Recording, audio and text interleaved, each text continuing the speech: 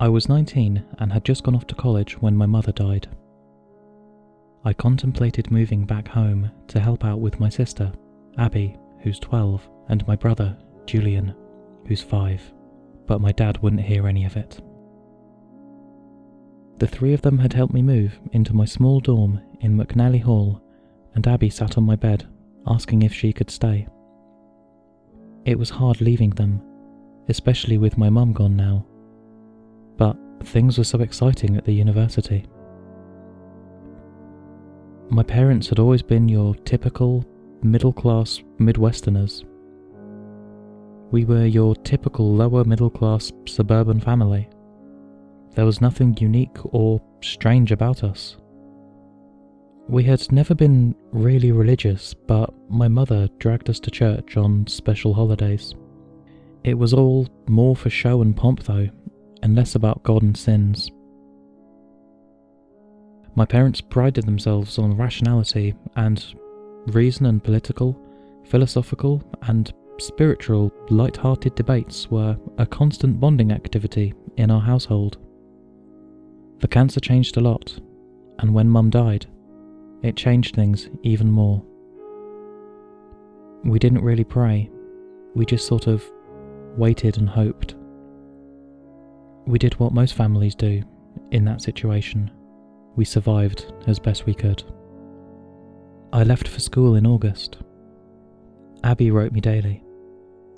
The letters, she said, would make me more comfortable being away from home, but really, they were more for her. I was the closest link she had to Mum now, and she wanted to hold on to that. I was states away, the farthest I had ever been from any of them. The letters came weekly, and I tried to spend a few minutes each weekend reading them and responding. Sometimes it took a while to respond. I'd call too, when I could. Lily, I miss you. How's college? How are the boys there? Dad is sad now. He doesn't say much about it, but you know. I am not sure if he misses you or Mum more. Julian says he misses you. He wanted me to tell you that. Are you coming home for Thanksgiving? Love, Abby. I made it home for Thanksgiving and noticed just how sad my father looked. He had lost weight. The pressure of supporting everybody on his salary alone and taking care of the kids was wearing on him. Of course he claimed all would be fine. At Christmas, when I visited again, my dad seemed to have renewed energy. I worried, vaguely, that he might have met someone new, and I don't think I was ready for that yet. I don't think any of us were ready for that yet. He assured me that he had simply made some new friends, mostly males, online. Like a group? I asked. It was a group. He had spent all those sleepless nights when Julian had taken over his bed looking for support groups. I was really happy for him at first. I'd been dating this psych major at the time, and he had told me that support groups were one of the best ways to heal from trauma. Abby was in therapy, and Julian too. But Abby hated it. She wrote about it in her letters. When I asked about Mum, she didn't want to talk about her. Lily, I don't want to talk about Mum anymore when you call. I miss you. Dad spends a lot of time on his computer now, and the phone. He keeps trying to get us to read these books, and he's talking about moving. Tell him we can't move. Thank you. Love, Abby. It was summer by then, and I went home for a few weeks before heading out with some friends to the coast. I had big dreams of travelling. I found my dad packing boxes. He had quit his job. Dad, where are you going? This place, it helps people. How? What place? The brochures and website were beautiful, an island paradise for the lost and broken. They promised healing and spiritual wealth. They promised that you'd find God there, meaning. "I need to go, Lily," my dad said. "We can be happy there." Julian was excited. He'd been promised a new home with fun things to do and trees to climb. He thought he'd find Mum there, I think. "It is a happy place, Lily," he said while hugging me and begging me in his sweet little voice to go with him. Abby didn't want to go. She didn't want to leave the memories of Mum and how we'd kept all her pictures there and all those stupid little cute fat baby figurines she'd collected. The house even still smelled like Mum years later.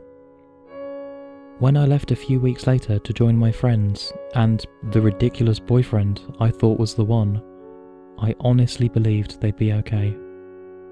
When school started up and I returned, I was greeted by a couple of letters from Abby. It had been about a month since I heard from them. I saw their move as just a family vacation, I think. I knew Dad hadn't sold the house, so I assumed he'd be returning at some point. "Lily, there are no TVs here and it doesn't look like the pictures. We got here by boat, but I think we're still in Texas. Maybe. I don't know where we are. It is pretty, but the people aren't happy like they were in the video Dad showed us.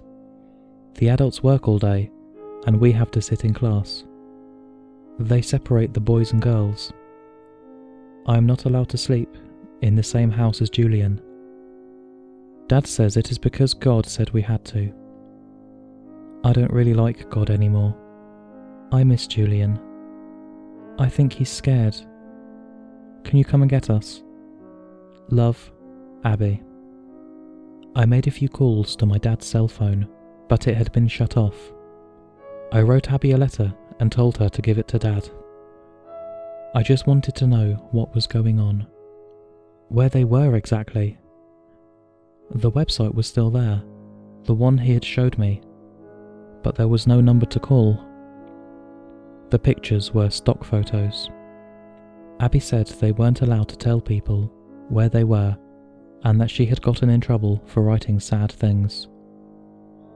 My father wrote me and told me all was fine. "Dearest Lily, we are happy here.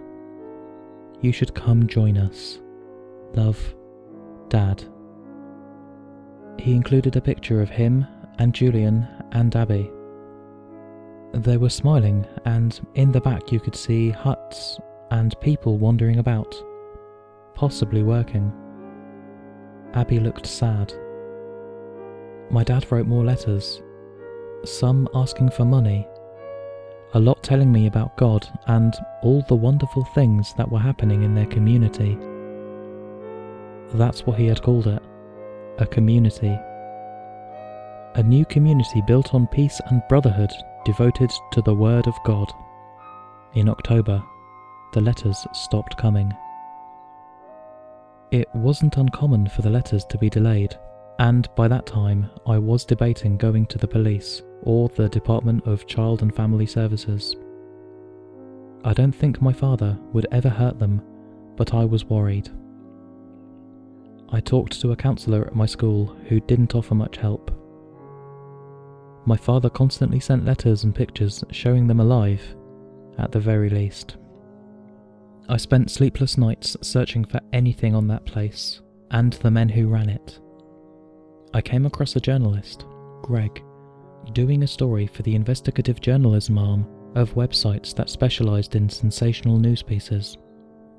I emailed him my story and included a number. He contacted me almost immediately. It was the first time I'd really heard the place referred to as a cult. The way he said it increased my urgency for answers. My dad had always been a smart man. He couldn't have fallen for a cult. No.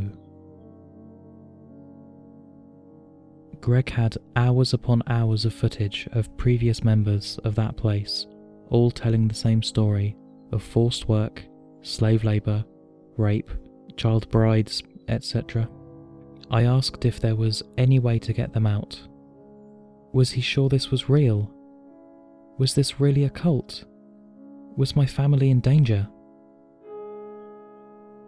He introduced me to more people. Former members, other journalists, family members of current members. They all gave me the same answer. Yes. Greg and I worked together to formulate a plan to get my siblings out. We talked to police, DCF workers, anyone we could think of that had clout. The island was privately owned. Entering it would be trespassing. We finally made plans to go there with some military buddies of Greg's. They promised we'd be safe. They had extracted members before. I was told not to write Abby and not to tip her off. I was told we could only pick up Abby and Julian. No one else could come, not even my father. I was nervous and excited. I had dreams of Abby and Julian and I getting a place together. Maybe they could go stay with my aunt, my mother's sister, while I finished college. She had a farm and they'd love it, and I could see them as much as I could. I missed Julian's little arms and his hug. I missed being a family. I was in class the day it happened. Greg's text woke me from my lecture stupor. All it said was, "Call me, emergency." I ducked out of class to call him, but by then it was all over the major news stations. I listened to his words as I passed by it, blaring on the television in the student lounge. The island had been raided.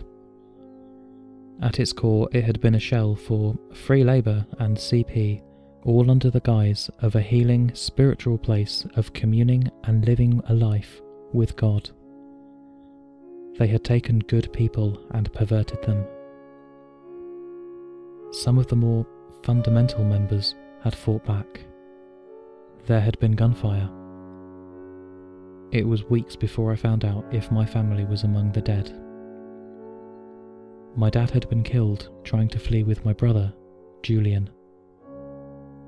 He left behind a journal and letters for me that had never gotten sent. He had started to believe he had made a bad decision pretty early on, but he couldn't leave. He couldn't tell anybody. All he could do was try and watch out for Julian and Abby.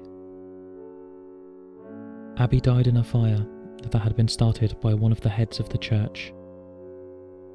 He'd corralled all of the young pregnant girls in a house on the far side of the island where they were being kept. He locked them inside with all the files and computers and set the house on fire, hoping to burn any evidence of crimes. Her letter came at 2 p.m, about a month after the raid. It was dirty and tattered and postmarked from about 2 months before. I wished we had developed a secret language, some secret set of symbols or code words, where she could talk without censorship. But we hadn't. I never thought we would need such a thing. Lily, I love you. Love, Abby. She was 13. Julian survived. It was months before I got to see him. They were keeping him in some sort of treatment facility, and they said a lot of people had to talk to him before he could go home. I quit school and moved us home. I got us a little apartment near a cafe where I got a job as a waitress. When he was finally ready to go to school, we'd drive by the old house on the way and talk about the way things used to be. Julian had changed. We both had. He was quiet and polite as ever. He had brought home a love of the Bible that I figured would just slowly go away as he integrated more into our new home, but he carried it around with him always. This little white book that I was never allowed to see. The therapist told me to just let him have it. He'd open up in time. I read all the books about cult survivors I could find. I talked to everyone I could think of. I did what I could. I know what happened to him on that island. I know what those people did to him, but he doesn't want to talk about it. He's almost 7 now. He still carries around that Bible. A few weeks ago, I got a call at work about an emergency at the school. Julian had tried to burn a student alive for being a sinner. This little girl had just tried to hold his hand a few days prior to this. He had come home talking about it. He was appalled to no end. Maybe I had made it worse by telling him I thought it was cute and sweet. I should have known something was off when he refused to eat and went to bed early. He hit her over the head with a rock and crudely attempted to tie her to a tree with his coat. He'd stolen matches from the kitchen drawer. The little girl turned out fine. A teacher had caught him before he had caused any permanent damage. But Julian? I don't think Julian is going to be okay. I asked him why he did it. God told me to. God talks to you? All the time. Constantly. Does he tell you to hurt people? Some people. Like who? Like you.